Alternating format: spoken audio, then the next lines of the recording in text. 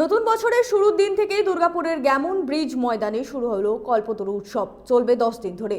সোমবার দুর্গাপুর নগর নিগমের সেই নিয়ে সাংবাদিক বৈঠক করলেন দুর্গাপুর সাংস্কৃতিক মেলা কমিটির কোষাধ্যক্ষ দীপঙ্কর লাহা এবং সাধারণ সম্পাদক বিপ্লব বসু ঠাকুর। গত কয়েকদিন আগে কল্পতরু মেলা কমিটির বিরুদ্ধে ওঠা দুর্নীতির অভিযোগ একেবারে ভিত্তিহীন বলে উড়িয়ে দিলেন সাংস্কৃতিক মেলা কমিটির কোষাধ্যক্ষ দীপঙ্কর লাহা। তিনি জানান, মেলায় গতবারও যে কমিটি ছিল সে কমিটি এবারেও থাকবে এবং এবারে প্রায় 300-র মতো স্টল বসবে। কমিটি তা আমরা পেয়ে গেলাম। এবারে এই মেলাকে কেন্দ্র করে আপনাদের কি কি পরিকল্পনা আছে আমাদের জানান। দেখুন, পরিকল্পনা কিছু নয়, মানে আপনারা সকলেই দুর্গাপুরের দায়িত্বপূর্ণ সংবাদ মাধ্যমের মানুষ। আপনারা জানেন যে 2023-এ আমরা দায়িত্ব নেওয়ার পর থেকে কর্পোরেশনগতভাবে যে কাজগুলো করছি, কল্পতরু উৎসব একটা ঐতিহ্যশালী উৎসব। আমরা যখন জন্মেছিলাম সেই সময় থেকে বাবার হাত ধরে এই মেলায় যেতাম। এখনও আমরা বড় হয়ে গেছি, এখনও সেই উৎসব চলছে, ঐতিহ্য বহন করে চলেছে এবং যে ধরনের অনুষ্ঠানসূচি হয়ে থাকে সেই ধরনেরই হবে।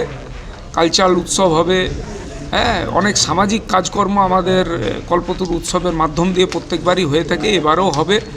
আমাদের যা যা সামাজিক দায়বদ্ধতা আছে এই মেলা কমিটির ফান্ড থেকে আমরা প্রত্যেক বছর করে থাকি এবং সেইগুলো সিলেকশন আমরা নিজেরা করি যে কাকে কাকে দেয়া যেতে পারে।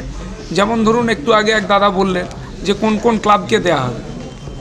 কোন ক্লাবকে দেবো সেটা তো ঠিক করার দায়িত্ব আমাদের মেলা কমিটির।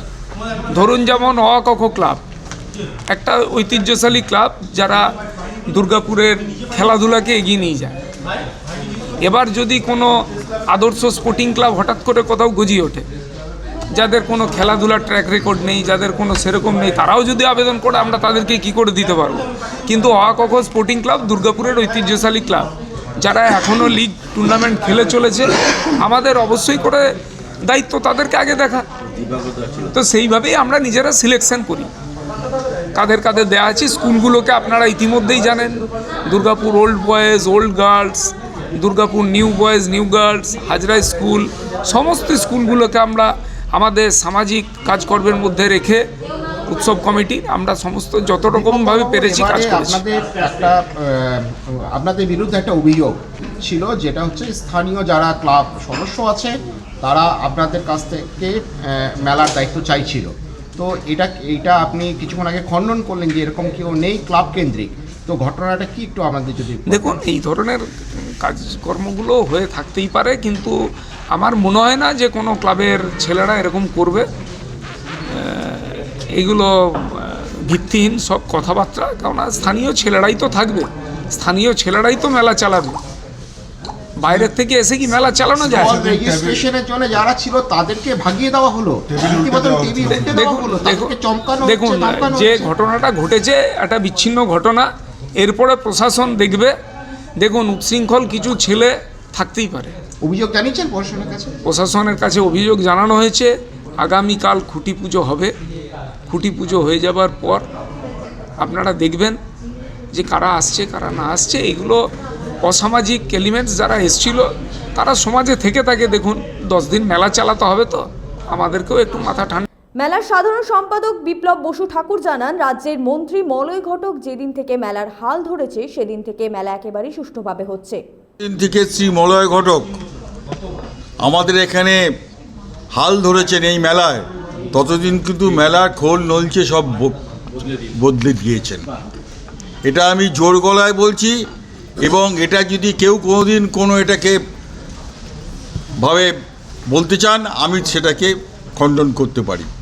গত 4 বছর ধরে মলয়বাবু যা করেছেন, এবং এবছরও শ্রী মলয় ঘটকের নেতৃত্বে দেখবেন মেলা হবে। দুর্গাপুরে তো অনেক মেলা হচ্ছে, দুর্গাপুরের সাইডে অনেক জায়গায় অনেক কিছু হচ্ছে, কিন্তু শ্রী মলয় ঘটকের নেতৃত্বে আমরা যেটা করতে পেরেছি, এবং মাননীয় মুখ্যমন্ত্রীর ত্রাণ তহবিলে আমরাই বোধহয় একমাত্র মেলা কমিটি যারা প্রত্যেক বছর মুখ্যমন্ত্রীর ত্রাণ তহবিলে আমরা কিছু পারলেও সাহায্য করি।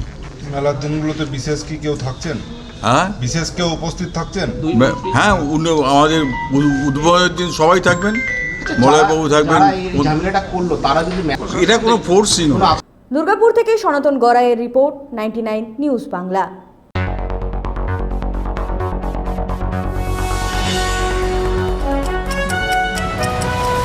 আপনারা দেখছেন 99 নিউজ বাংলা। বদলাবো আমরা।